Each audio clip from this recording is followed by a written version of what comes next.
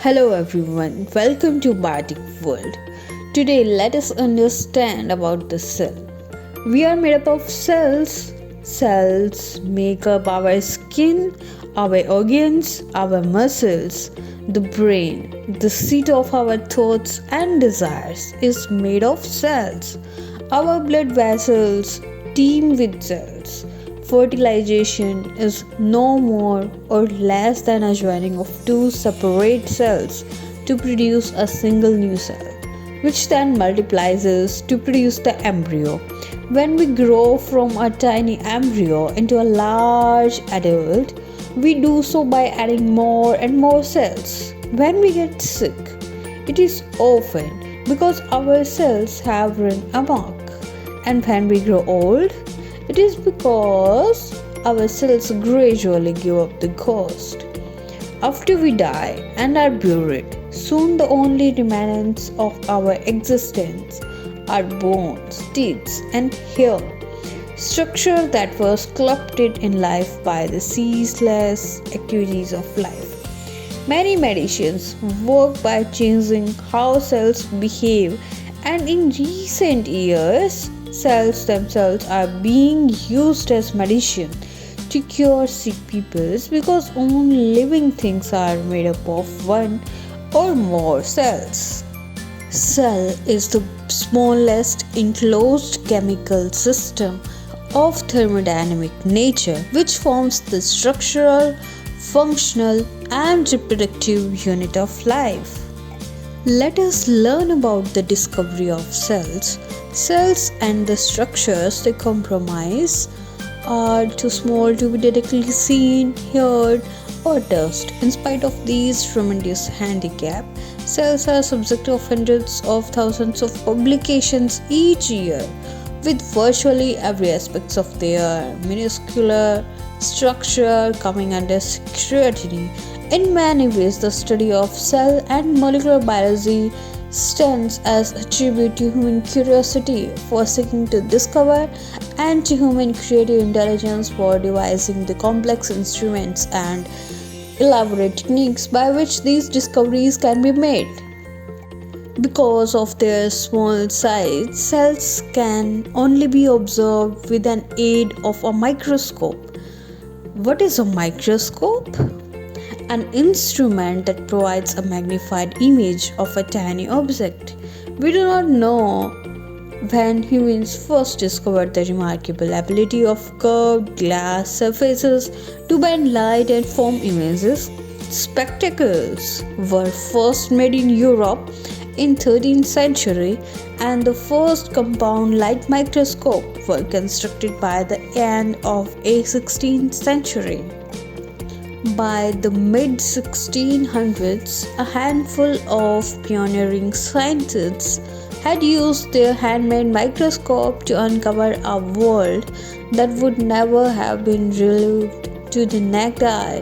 The discovery of cells is generally credited to Robert Hooke, an English microbiologist who, at the age of 27, awarded the position of curator of the Royal Society of London.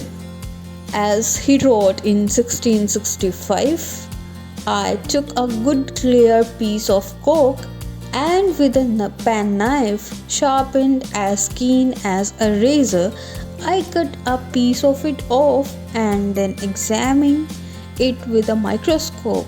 Methought I could perceive it to appear a little porous, much like a honeycomb. Hooke called the pores cells because they reminded him of the cells inhabited by monks living in a monastery. In actual fact, Hooke had observed the empty cell walls of a dead plant tissue, walls that had originally been produced by the living cells they surrounded. There are several other scientists like Anton van Leeuwenhoek, a Dutchman who earned a living selling clothes and buttons, while spending his spare time grinding lenses and constructing simple microscopes of remarkable quality. For 15 years, Leeuwenhoek sent letters to the Royal Society of London describing his microscopic observation along with a rambling discourse on his daily habits.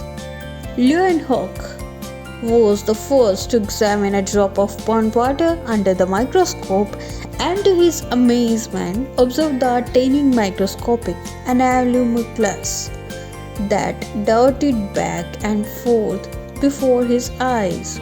He was also the first to describe various forms of bacteria which he obtained from water in which pepper had been soaked and from scraping from his teeth. His initial letters to the Royal Society describing this previously unseen world were made, with which sketching that the society dispatched its curator Robert Hooke to confirm the observation. Then we got our cell theory. It was not until the 1830s that the widespread importance of cells was realized. In 1838, Matthew Secleden, a German lawyer turned botanist, concluded that despite differences in the structure of various tissues, plants were made of cells and that the plant embryo arose from a single cell. In 1839, Theodor Sequon, a German zoologist and colleague of Secleden's, published a comprehensive report on the cellular basis of animal life. Sequon concluded that the cells of plants and animals are similar structures and proposed these two tenets of cell theory. First one, all organisms are composed of one or more cells. Second, the cell is the structural unit of life. Further, Secleden and Sequon's idea on the origin of cells proved to be less insightful. Both agreed that cells could arise from non-cellular material. Given the prominence that these two scientists held in the scientific world, it took a number of years before observations by other biologists were accepted as demonstrating that cell did not arise in this manner. Many more than organisms arose by spontaneous generation. By 1855, Rudolf Virchow, a German pathologist, had made a convincing case for the third tenet of the cell theory. Cells can arise only by division from a pre-existing cell. From here, we got the answer of these two questions. When Robert Hooke first described cells, what was he actually looking at? Our second question is, what are the three components of cell theory? So guys, hit the subscribe button and share as much